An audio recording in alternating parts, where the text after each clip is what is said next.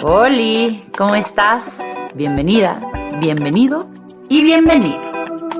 Yo soy Jimmy Argüelles y es un gusto poder recibirte de nuevo en este maravilloso lugar que es nuestra cocina.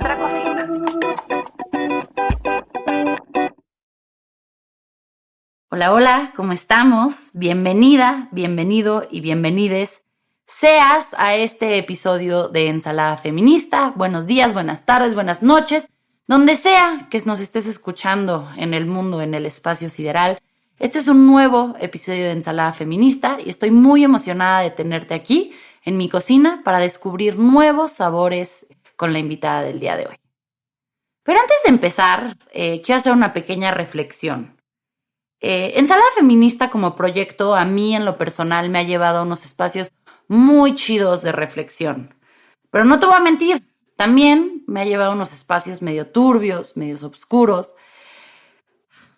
Pero bueno, y la verdad es que ha sido un viaje increíble de autodescubrimiento, pero sobre todo de conocer a mujeres increíbles, a mujeres con voces diversas, a mujeres que vienen a aportar a mi recetario personal.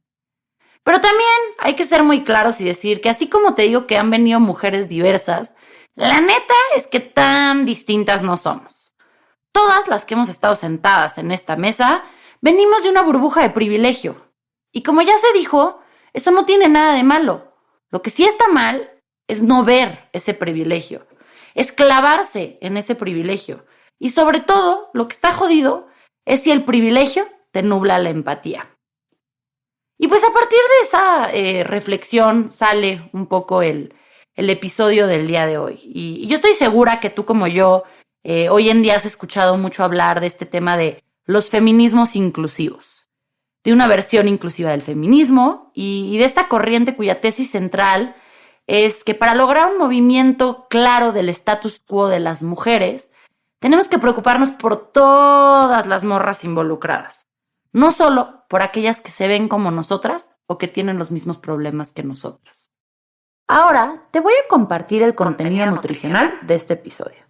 Sí, esas etiquetas de hueva que nadie lee, pero que son clave para entender qué nos estamos llevando a la boca.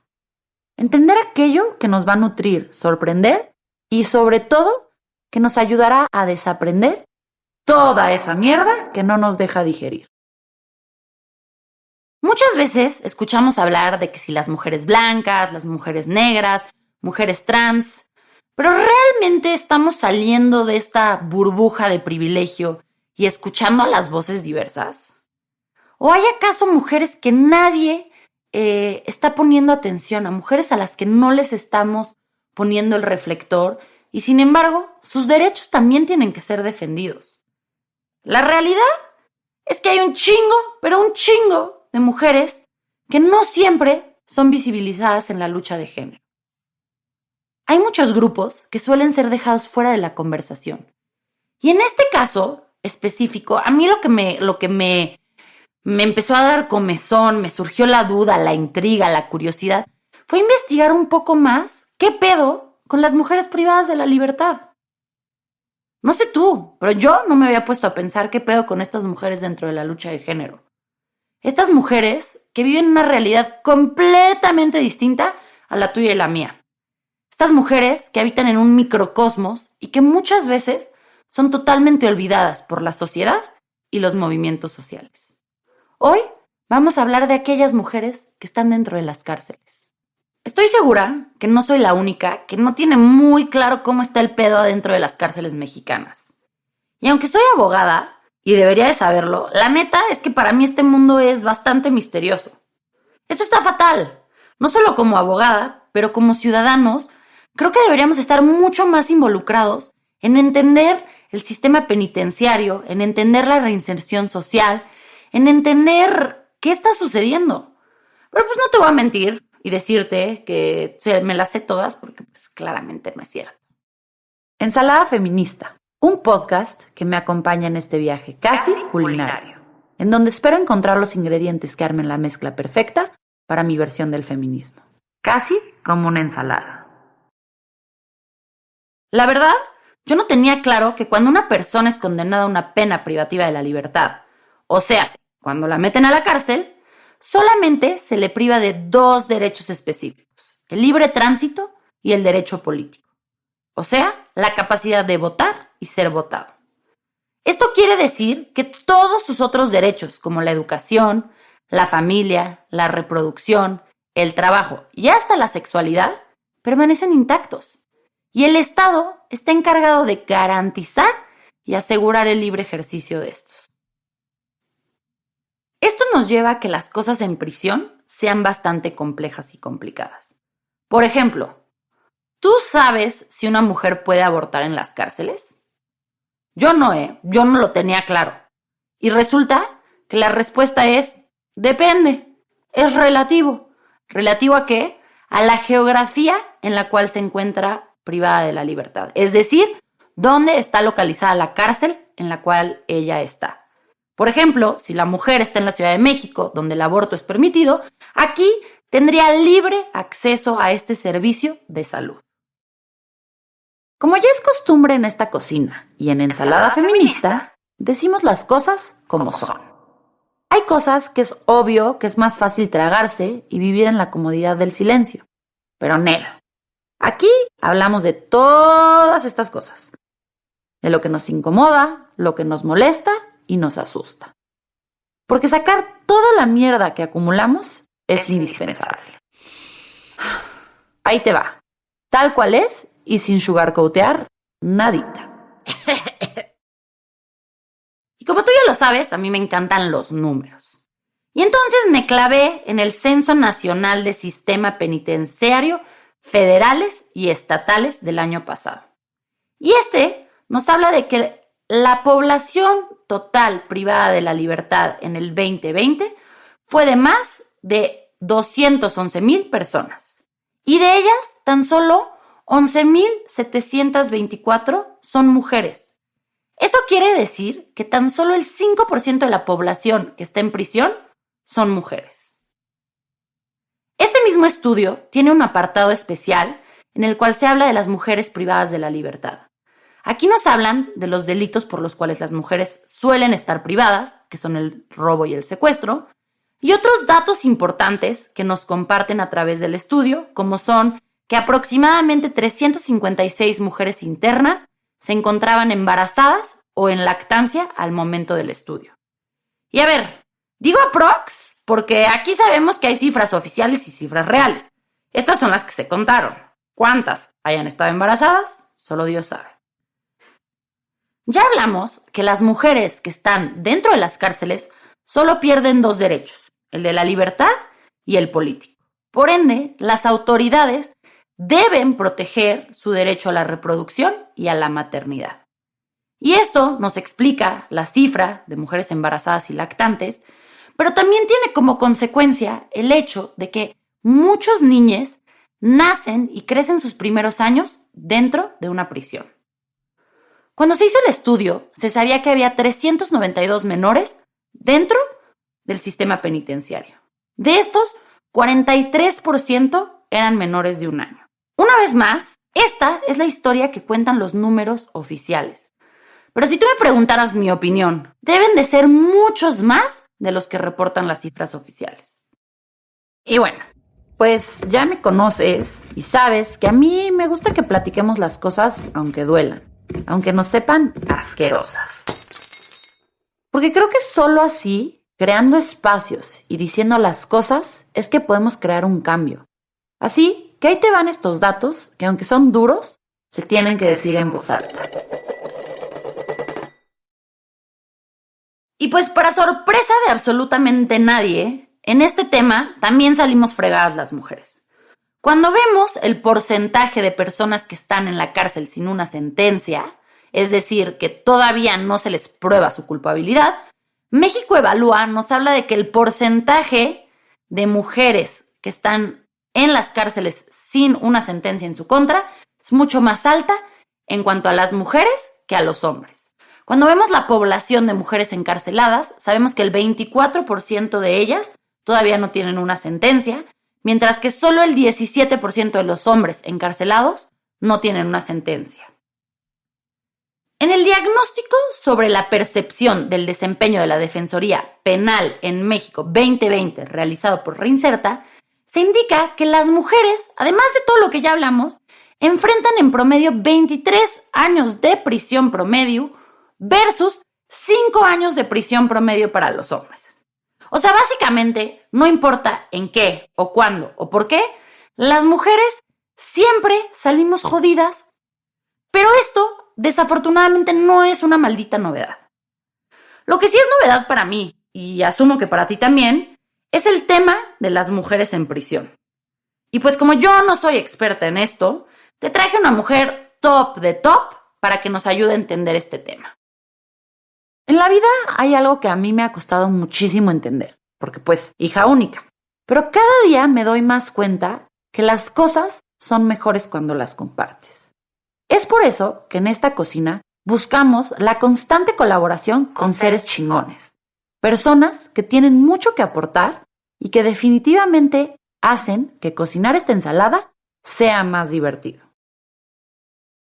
El día de hoy en esta cocina tenemos a nada más y nada menos que Saskia Niño de Rivera, cofundadora de Reinserta y autora de 2 libros, Un sicario en cada hijo te dio y El secuestro en México. Saskia es hija, mamá, novia, amiga, mujer y sobre todo orgullosamente mexicana. Saskia es una mujer comprometida con su país, con su causa, la reinserción social. Bienvenida, Saskia, bienvenida a la cocina de ensalada feminista. Es un placer tenerte aquí el día de hoy. Y pues para empezar con toda la entrevista, me encantaría que empezaras contándonos quién es Saskia.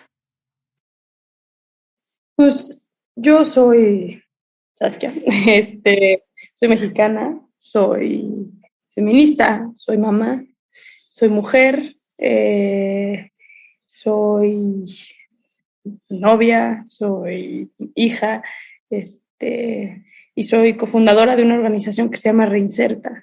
Excelente. Oye, y para quienes no lo sepan, ¿qué hace Reinserta? Reinserta es una organización que trabaja con niños, niñas y adolescentes en contacto con la violencia extrema en México. Trabajamos con adolescentes en conflicto con la ley, o sea, niños, niñas y adolescentes que han cometido un delito y que están siendo procesados por la justicia. Trabajamos especialmente en este ámbito con niños reclutados por la delincuencia organizada. La fundación también trabaja con niños, niñas y adolescentes con algún referente en prisión. O sea, esto quiere decir que ellas o ellos nacieron en prisión y viven en prisión con sus mamás, o son menores que tienen a sus papás en prisión, ¿no? Entonces, que su día a día, en su vida cotidiana, tiene que ver con la cárcel y tiene que ver con ir a visitar a su mamá a la cárcel, estar en contacto con el papá por teléfono desde la cárcel, etcétera, etcétera, ¿no? Entonces, bueno, eso es lo que hacemos en Reinserta, y en el último año y medio estamos ahora empezando a trabajar también con niños, niñas y adolescentes sobrevivientes de delitos de alto impacto. Esto es un área nueva en la fundación, pero es algo que hemos aprendido a lo largo de los años, que la violencia se normaliza desde la infancia y que necesitamos proteger a la infancia del país, que desafortunadamente ha sido afectada directamente por la violencia. Qué importante es este trabajo, y bueno, creo que esto nos lleva a meternos ya de lleno a los temas cruciales para esta entrevista. Y me encantaría preguntarte sobre la maternidad en prisión.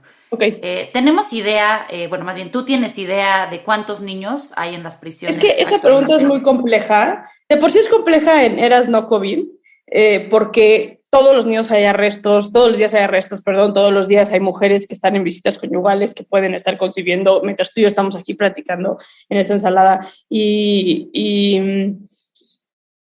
pero normalmente tenemos entre 600 a 800 niños privados de la libertad con sus mamás. En COVID fue distinto, dado a que muchos mamás sacaron a sus hijos de la cárcel. al principio de la pandemia en el 2020, en marzo, abril, mayo, que estábamos como con toda esta incertidumbre de lo que iba a pasar en el mundo, en México, cómo se iba a afrontar, cuáles eran realmente pues, las maneras en las que se contagiaba el COVID, si iba a ser tan letal en México como en otras partes del mundo, etcétera. Como que el sistema penitenciario se agarró mucho de no vamos a poder atender bien a los niños adentro de la cárcel, necesitamos asegurar que los niños estén bien. Entonces, convencieron a las mamás que saquen a sus niños. Entonces, yo te puedo decir, por ejemplo, Santa Marta Catitla, que es un penal de la Ciudad de México que suele tener 100 niños, terminó teniendo 22 niños, ¿no? Entonces, hay un abismo, pero esa no es la normal. Entonces, las cosas otra vez se van a normalizar, ¿no? Oye, y creo que para quienes es la primera vez escuchando de este tema de maternidad en prisión, a veces puede ser un poco complejo entender de por qué sucede, de qué viene, a qué derechos responde. Entonces, me encantaría que nos pudieras platicar un poco más de por qué se da esta situación.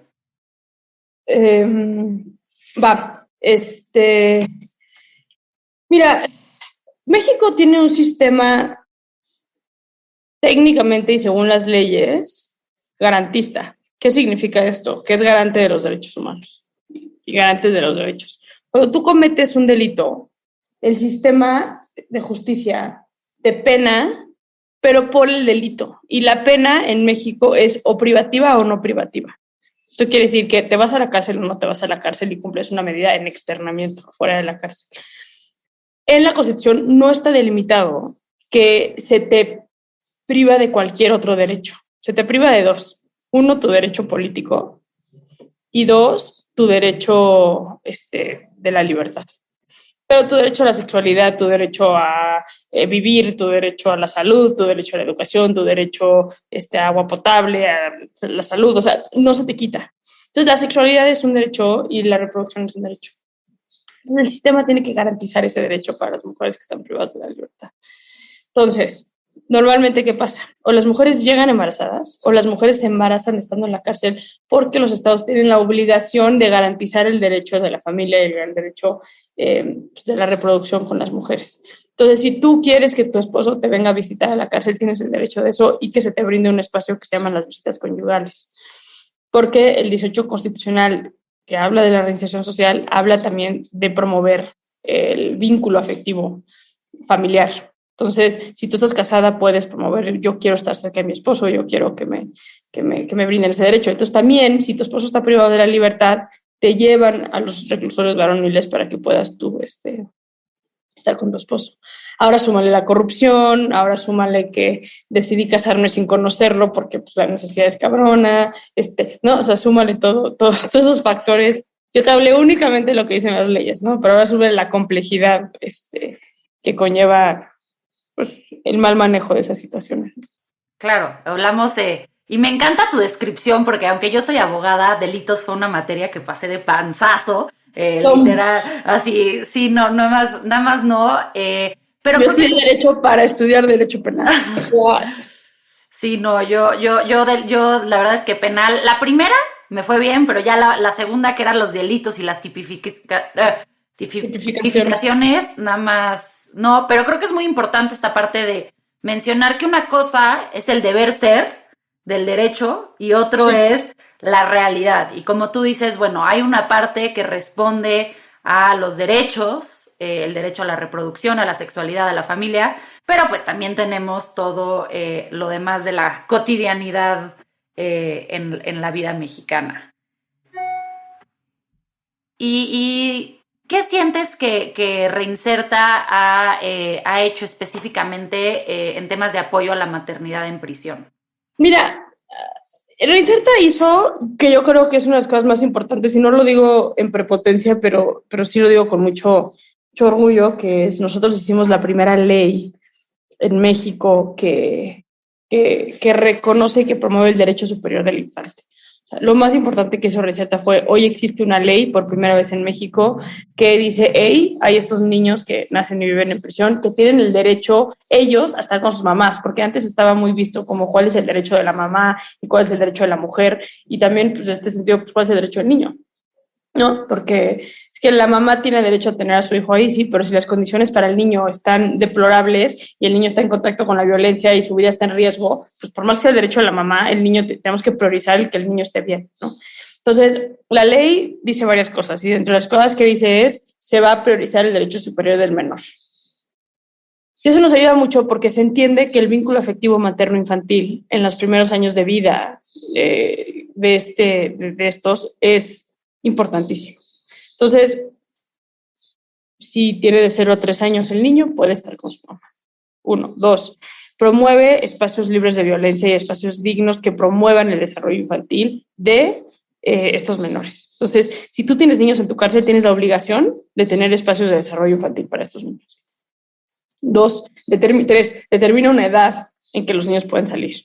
Porque antes teníamos niños de todas las edades en todos los penales del país, literal, y era un cagadero porque nadie garantizaba el bienestar, teníamos a niños sin registrarse.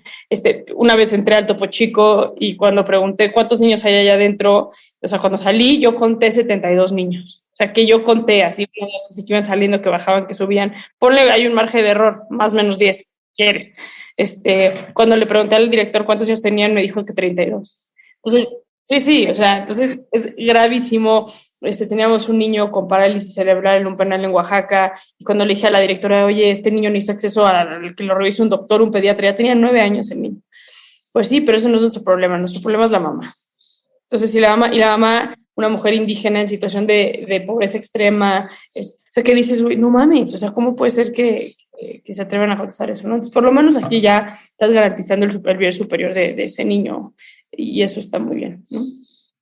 Súper. Y ya empezó, ya está efectiva. Sí, ya desde el 2017.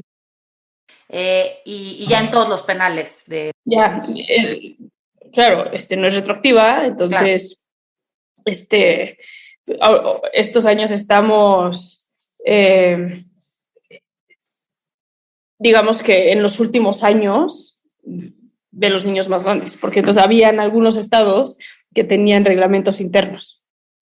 Entonces, tipo la Ciudad de México hasta los 6 años. Entonces, ahorita estamos con las últimas generaciones, o sea, estamos con los que nacieron antes del 21 de junio del 17, que ellos todavía tienen derecho casi hasta los 6 años. Entonces, tenemos unos cuantos niños que aún tienen 4, están cumpliendo los 6 años ahorita de edad. Y justo escuchaba el otro día una entrevista tuya con Oso Traba en Cracks y hablabas de la respuesta de algunas mamás a esta ley que de repente como que no les gusta y creen que tú le estás quitando a sus hijos. O sea, ¿cómo ha sido esta parte de, pues al final de cuentas tú es la ley y no es que tú la estés llevando a cabo, o sea, la ley la lleva el Estado, pero ¿qué reclamos, qué cosas buenas, qué sienten las mamás?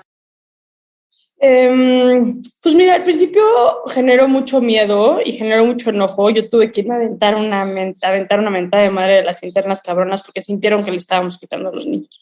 Pero Reinserta hizo una gran labor en sensibilizar, ¿no? Y de repente Santa Marta, que es un penal que tiene todo para los niños, es que, güey, nosotros tenemos derecho a que se queden con nosotros a los 6 años. Y yo, sí, pero ¿qué de esos niños que están en condiciones deplorables en otros penales? Y luego hacerlos sentir. O sea, por ejemplo, me acuerdo una vez que nos llevamos a los niños a Cancún y lo que hicimos fue grabar toda la experiencia. Y le hicimos un video como de 15 minutos a las mamás de cómo se la pasaron sus hijos en Cancún, con los delfines en la playa, nadando, ¿no? En los cuartos, con los jacuzzis, con las camas, o sea, como viviendo en el avión, la chingada. Y fue bien duro porque una mamá empezó a llorar horrible y al final le dije, ¿por qué lloras? Y me dijo, es que yo no sabía que mi hijo sabía sonreír así, ¿no? No sabía que yo le estaba haciendo ese daño a mi hijo teniéndolo aquí adentro. Entonces, también sensibilizando y entre ellas también sensibilizando. Justo en esa generación tuvimos muchas mamás muy violentas con los niños. Entonces, llegó un momento donde yo se las volteé y les dije, uy, ¿ustedes me van a decir? O sea, no voy a decir nombres, pero ustedes bien saben quiénes agarran de piñata a sus hijos todos los fines de semana. No me vengan a mí a decir que esto... Y como que lo fueron entendiendo. Me gané unas cuantas enemigas. No siempre soy la persona más querida en los reclusorios de mujeres, pero bueno, pues, la labor de Reinserta es defender el derecho del menor y eso es lo que hacemos. ¿Y cómo? Pero en su mayoría bien. Oye, y bueno, al principio nos contabas, y pues sabemos que es parte muy importante de tu vida el ser mamá. ¿Cómo te sientes? O sea, ¿Te ha cambiado la experiencia de trabajar con maternidad en prisión a partir de que tú te convertiste en mamá? Mira, no creo que soy más o menos sensible, siempre fui muy sensible a ese tema, creo que todos seamos mamá, todos los que somos mamás o no somos mamás podemos ser sensibles al tema de la maternidad. A mí lo que me pasó mucho es un tema de proyección, identificación, que quieras o no identifica, ¿no? O sea, una vez nos violaron, por ejemplo, a un niño en la cárcel de 2 años.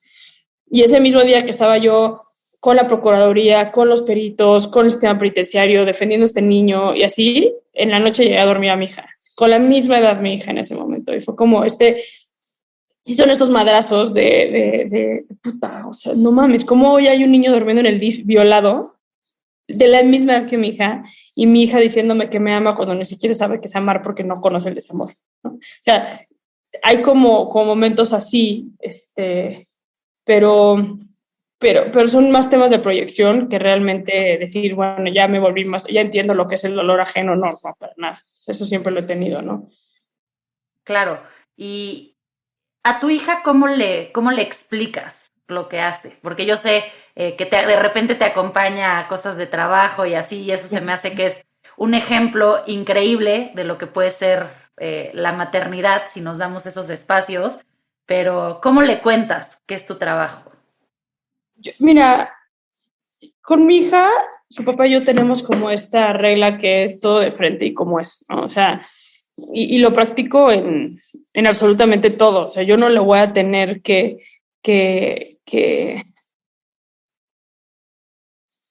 yo nunca voy a tener que sentar a mi hija y decirle, mira, mi amor, adivina qué, ¿no? O sea, porque mi hija va entendiendo conforme ella va preguntando y conforme ella se va dando cuenta de las cosas, ¿no? Desde la menstruación, ¿no? Mi hija sabe perfectamente qué es la menstruación, hasta todo, ¿no? Entonces de repente es como, no sé, el otro día, me estoy tratando de acordar el otro día que él estaba yo leyendo, algo le estaba leyendo que algo decía de niños en un orfanatorio. Sí, ya me acordé.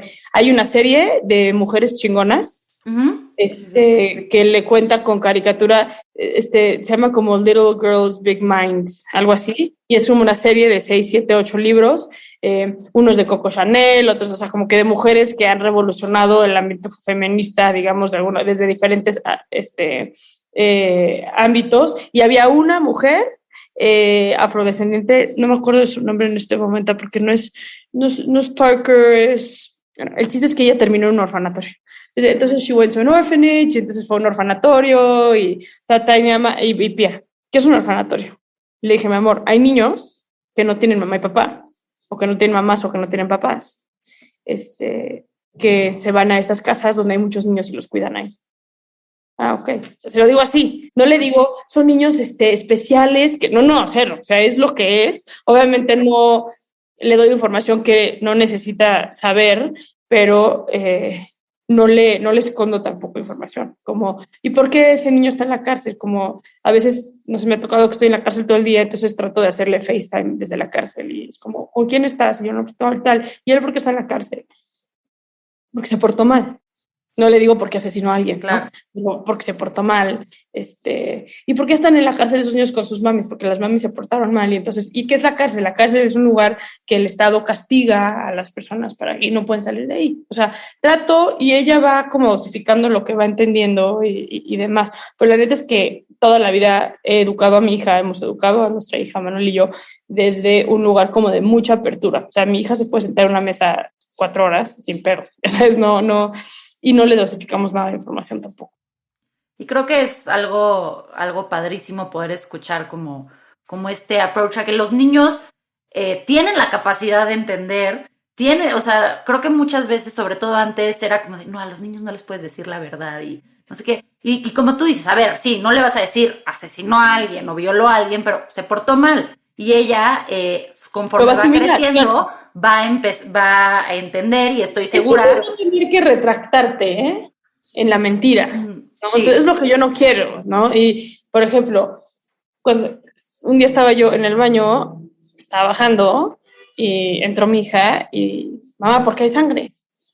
Yo, pues porque me está bajando, punto. O sea, no voy a, no te voy a decir, no te voy a dejar no entrar al baño. Y entonces al rato, que tengas Claro. 9 años, te tengo que sentar y te voy a decir, bueno, ¿te acuerdas todo esto? Pues entonces el pedo realmente es así. O sea, creo que eso no hay necesidad de hacerlo. Conforme le vayas dosificando, se va normalizando más todo. Y creo que eso es importante, ¿no? Definitivamente, y creo que a mí, porque mis papás son muy similares a como tú estás haciendo con Pía, y que resultó que cuando yo era adolescente, mis papás siempre sabían dónde estaban, sabían si tomaba, Bueno, sabían todo, y al final tenía amigas, por supuesto que habían inventado 28,000 choros, y a mí me pasó lo mismo, yo nunca tuve que inventar nada. Es más, mi casa era el paro de mis amigas, la misma experiencia. y yo te puedo hablar de 2 pedas que me puse en nivel te vas a la chingada, o sea, graves, y mi reacción en mi máxima peda fue llévenme a mi casa. Llévenme a mi casa. A mí me da igual que mis papás me vean así, pero prefiero llegar a mi casa que tener el miedo de... Y eso es lo que yo quiero lograr con mi hija. O sea, si puedo hacer algo, y eso siempre lo he dicho. Tengo amigas que... Nos fuimos a Europa, mis amigas y yo, y una de mis amigas estaba perdidamente enamorada de su novio. Tenía 18 años, casi 19. Perdidos los dos enamorados. O sea, no sabes qué bonita relación tenían. Y entonces, pues, los niños se fueron por su lado y las niñas nos fuimos por otro lado. Pero ellos quedaron de verse en San Sebastián y se fueron 4 días solos a San Sebastián. Y me acuerdo que cuando regresó mi amiga con nosotras, le habló la mamá así de, ¿cómo vas? Bien, ¿no? Estuvimos en Madrid. Y le echó un pinche choro y luego colgó y nos empezó a contar a nosotros con lágrimas en los ojos lo bien que le había pasado. Yo me acuerdo que ese día dije, güey, yo antes muerta que mi hija no me pueda contar uno de los momentos más felices de su vida porque mis prejuicios de conservadurismo de la chingada. O sea, no hay manera humana, ¿no? Y no está fácil porque te vas a tener que afrontar, digo, hoy mi hija tiene 4 años y no hay nada que me pueda decir o hacer que me asuste, ¿no? Pero igual y mañana que tenga 15, que sea como, no mames, así, de mamá, probé, no sé, la marihuana o perdí mi virginidad o lo que sea, que así sea como, yo sabes, tantito, pero ojalá y yo estoy construyendo todo para que ella tenga siempre toda la apertura y que sepa que en mi casa, conmigo, siempre va a tener la oportunidad de ser ella al máximo, ¿no?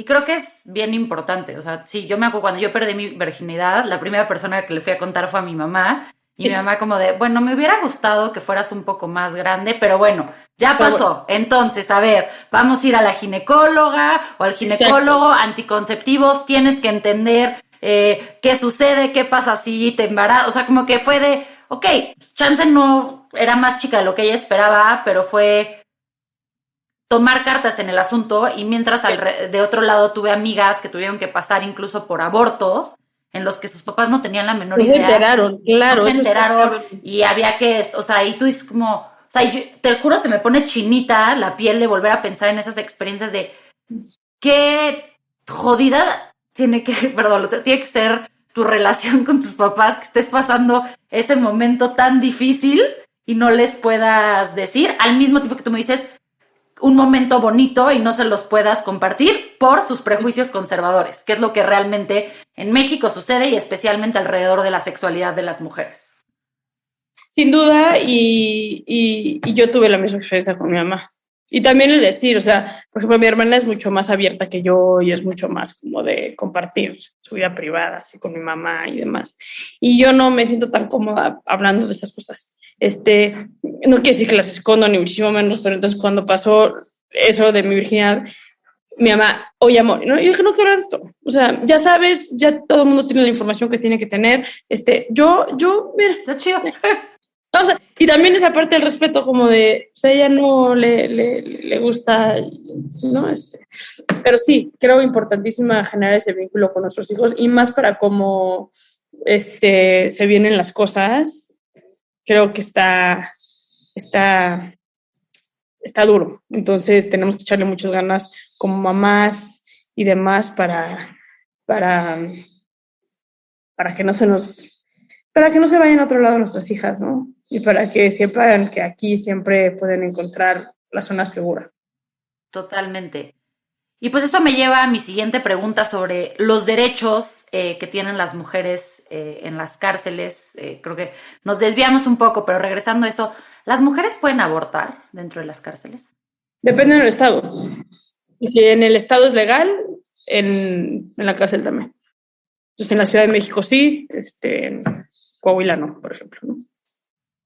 Y dentro de los penales, ¿hay algún tipo de capacitación acerca de equidad de género, maternidades, información que se les dé a las... Reinserta tiene un proyecto padrísimo de maternidad y de paternidad y de desarrollo infantil y demás, y creo que entre más se ha puesto en la boca de la gente este tema, como que es un tema muy sensible que los penales van adoptando más. Yo cada vez veo que me buscan más gobernadoras, gobernadores de, oye, es que estamos haciendo esto en nuestros penales y demás, ¿no? Y entonces, ¿tú sí ves este avance de los penales hacia... Bueno, deja tú de los penales, o sea, creo que de los estados, ¿ves que como país sí estamos caminando hacia la equidad de género? La verdad, con este gobierno veo retroceso muy fuerte en cuanto al acceso a un presupuesto digno y de cuanto a una estrategia puntual para combatir la violencia de género, y veo un presidente bastante apático con el movimiento feminista. Y eso es peligroso porque creo que el presidente es un hombre que no solamente tuvo el voto de la gente, porque es obligación de la gente salir a votar, por ejemplo, y porque era el menos peor. El presidente tuvo y tiene un nivel de fanatismo.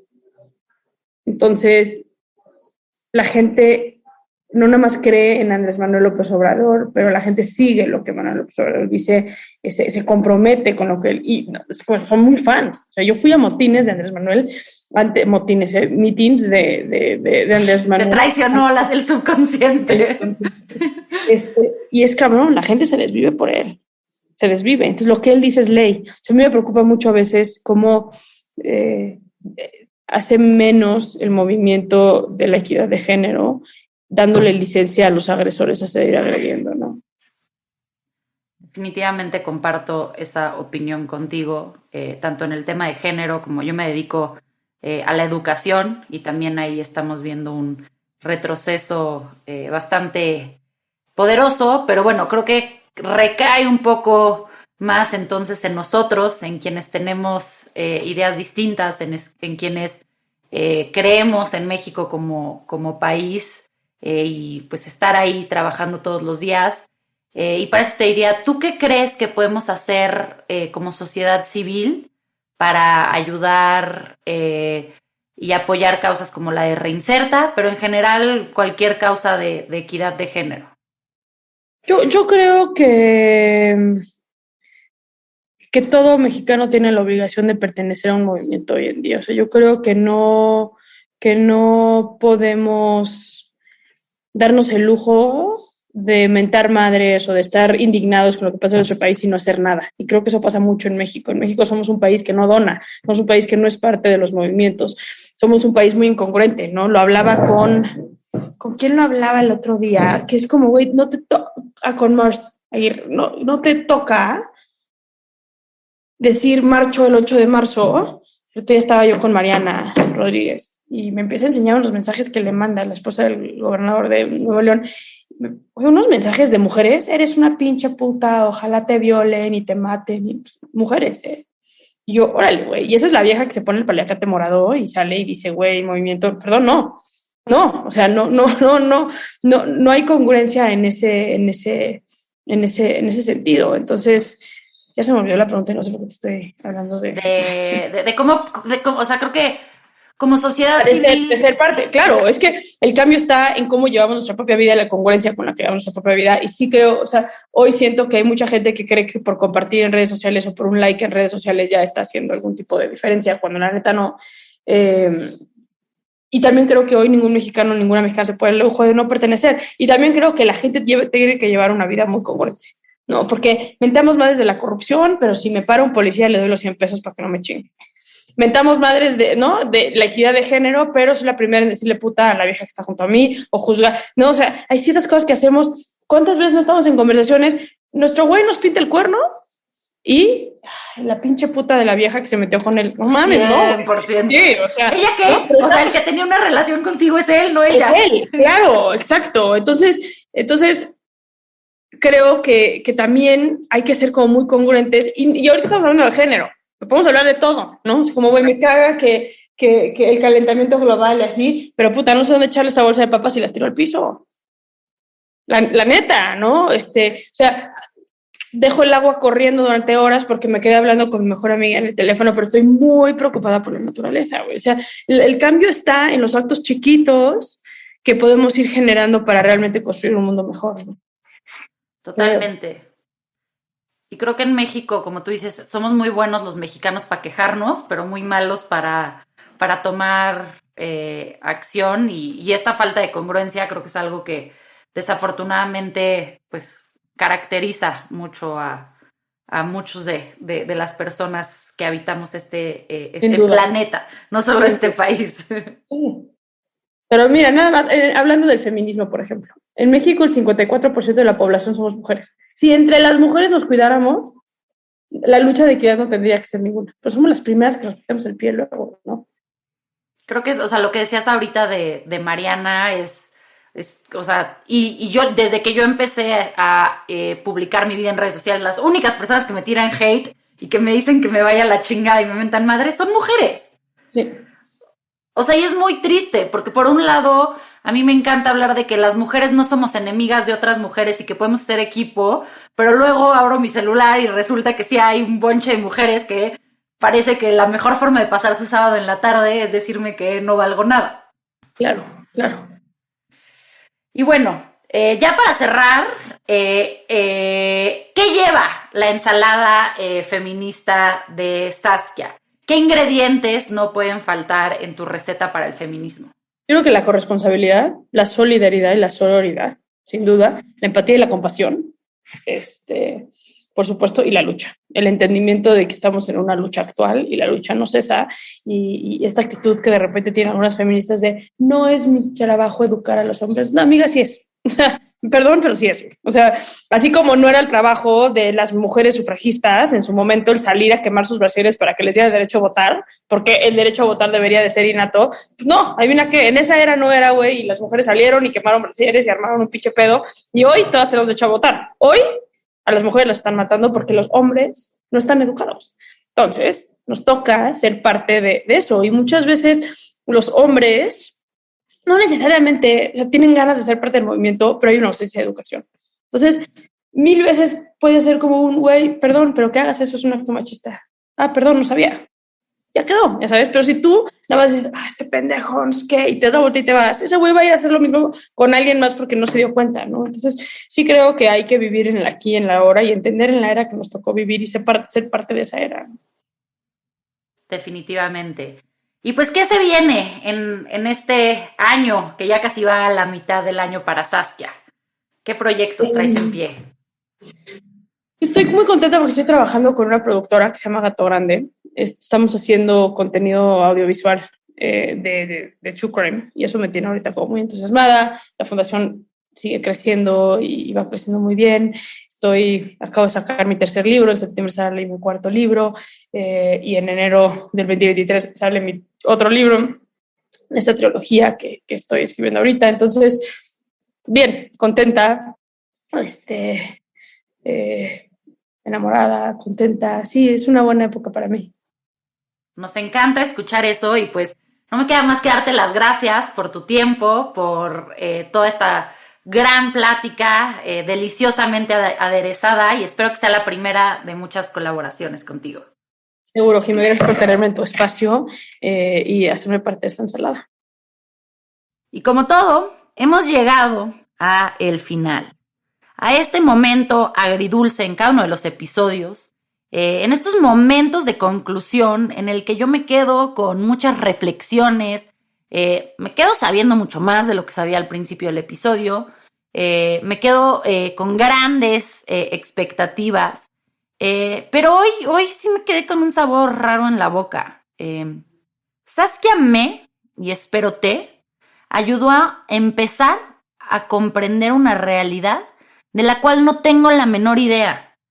de la cual desde mi vida cotidiana, desde mi privilegio, me encuentro totalmente alienada de ella. Pero esta es una realidad que nos compete a todos. La reinserción social es algo que tiene que estar en la agenda pública y privada. Es algo que como ciudadanos mexicanos nos tiene que mover el tapete a todos. Y como hemos hablado en otros episodios, yo sé que cada quien va a tener sus causas, que cada quien vamos a luchar por algo distinto y que no podemos hacer todo para todos. Pero creo que sí tenemos un deber, todos inherentes por el solo hecho de ser mexicanos, a entender más qué sucede detrás de las rejas de nuestro país.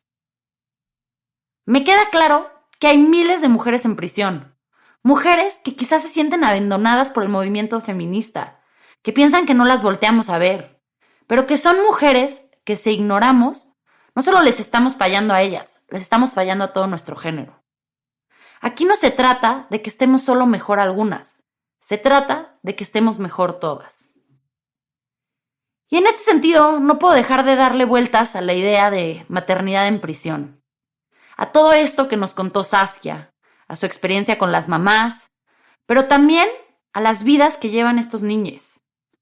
Creo que la ley que regula la maternidad en prisión es un gran primer paso, pero nos faltan muchos pasos.